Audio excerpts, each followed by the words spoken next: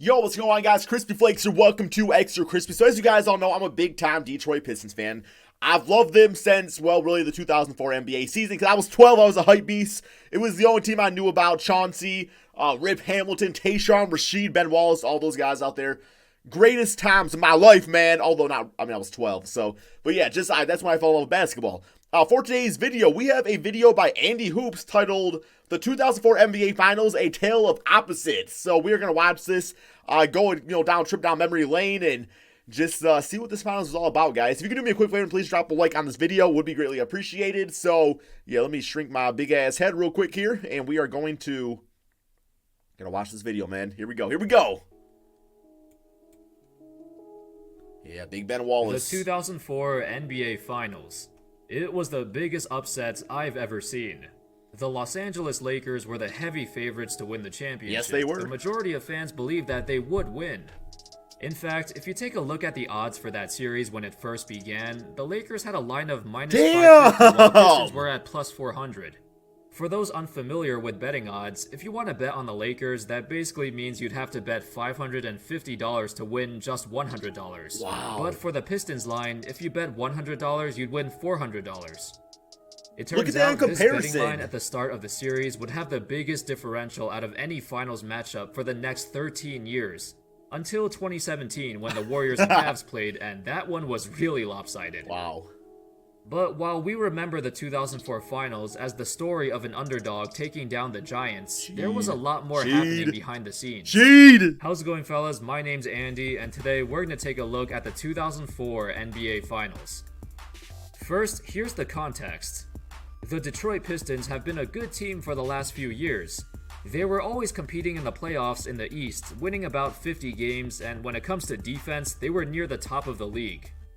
Unfortunately, they haven't been able to get over the hump. Losing to teams like the Celtics, the Nets, it was a tough road, and they did not... Was the Celtics? I don't remember the Celtics being good back then.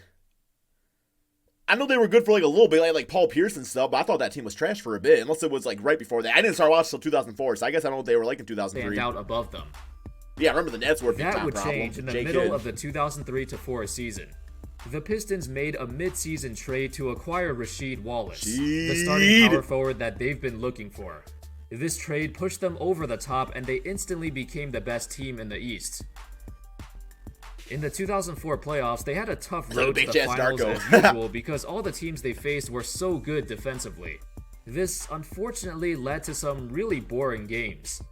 A 7-game series against the Nets where, just look at the score for Game 1. 56 points. These teams would regularly score in the 60s, in the 70s. The pace was ridiculously slow, even by their standards, and games felt like they took forever. Against the Pacers, there was that incredible block by Tayshaun Prince on Reggie Miller, but overall, the series would be similar to the previous one. He did it before Very LeBron. slow-paced, low scoring. That's what happens when you got the best defensive teams battling it out. On the other side of the bracket, the Los Angeles Lakers also had a fun time. The second round saw Derek Fisher hit the game-winning shots that I'm sure we all know about. Yeah. The 0.4-second shot that gave the Lakers a 3-2 series lead. And, man, I did watch this live, but I'm still shocked at how these teams were scoring in the 70s. I get that the spacing wasn't as good as today, but you still had prime Kobe and Shaq on the same team. Along with Karl Malone, Gary Payton, you'd expect to score more than 70. But little did everyone know, this series would be a foreshadowing of what would happen in the finals. It was obvious that something was wrong with the Lakers' offense. Anyway, the Lakers would knock off the first-seed Timberwolves in the conference finals. This series might have turned out differently if Sam Cassell was healthy, but that wasn't the case, and honestly, the Wolves just didn't have the personnel to stop the Lakers. And nobody gave him a chance. Nobody gave the Pistons a chance. Nobody did, man. Series is won by Lakers. Lakers, long or short? 6 games. What's the game? 6 games. This brings us to the finals. The Pistons and the Lakers, two teams with completely different storylines. One was expected to dominate, and the other wasn't even expected to be there. Long story short, the Pistons stole Game 1 on the Lakers' home court, they lost Game 2, and then Chauncey Billups said that they're not coming back to LA. And then the Pistons win their next 3 games at home, winning the series 4-1 and claiming their championship. Yes, they did.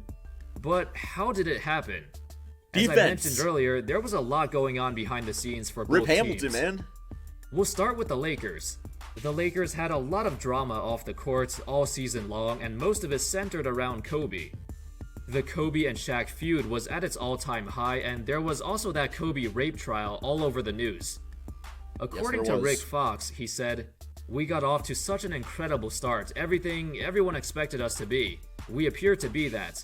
Then Carl went down, and then there were challenges of what we were going to be as we increasingly reached moments of debate on how we should play. And then Kobe's trial dominated our weekly conversation amongst the team and in the newspaper and the media." Before the series even started, Tayshaun Prince recalled a moment when him and a couple other players were in the GM's office. They were talking over the phone with Isaiah Thomas, and Prince heard him say, "We're about to shock the world and nobody knows it but Isaiah us. knew it too, man. Everybody Isaiah thinks we're knew about it. to get swept, and it's a possibility that they're going to get swept." This was a couple days before the series started. Nobody had any faith in the Pistons except for themselves and their fans. You know, looking back at the series and the highlights, you'd assume that Ben Wallace shut down Shaq, but that actually wasn't the case. Shaq was still very dominant. He averaged 27 points on 63%. Nobody shuts down Shaq, though. But what Ben Wallace did do was allow the Pistons to play everybody else straight up with no doubles. Most of the time, he took Shaq one-on-one, and although looking at the numbers, it didn't look like he slowed him down, he still made him work for every bucket. What really killed the Lakers throughout the series was Kobe's selfish play. As much as I love Kobe, he doesn't get enough flack for his performance in this series. According to Chauncey Billups, he said, "Our game plan was very calculated. We knew we were going to play Shaq straight up. We knew there was no way we could stop Shaq straight up. And there was also no way we could stop Kobe straight up. But if we're going to play Shaq straight up, the Lakers' eyes are going to get big, which means they're going to keep throwing the ball down there. But what's going to happen is Mr. Bryant is going to get a little discouraged with getting no touches, and now the second half comes around and now he's pressing. He's going to start coming down and just breaking the offense. When you do that, you're done. You're playing right into our hands. Even if you start making those shots, you're finished." Love Chauncey. Smart man. Now, at the time, like I said, the Kobe vs. Shaq feud was going on and the media was all over it. The perception was that Kobe can't win by himself and Shaq was the better player. But in that series, Kobe wanted to prove them wrong. Unfortunately, that didn't work out. Despite Kobe taking about 30 more shots than Shaq, he scored 20 fewer points. Like, look at the difference between their shot attempts and their 38% field goal? That's crazy. Like Ricky Rubio, man. Recently, I've seen some people make comparisons between great players and their worst finals. Kobe's 2004 versus LeBron's 2011 comes to mind. And while most people would say that LeBron's performance was worse, Kobe's was pretty damn bad too. It was different though. LeBron was just too passive. He didn't take over the game like he was expected to, and he deferred to D. Wade. But Kobe was the opposite. He was way too aggressive, forcing up too many bad shots that he basically shot his team out of the series.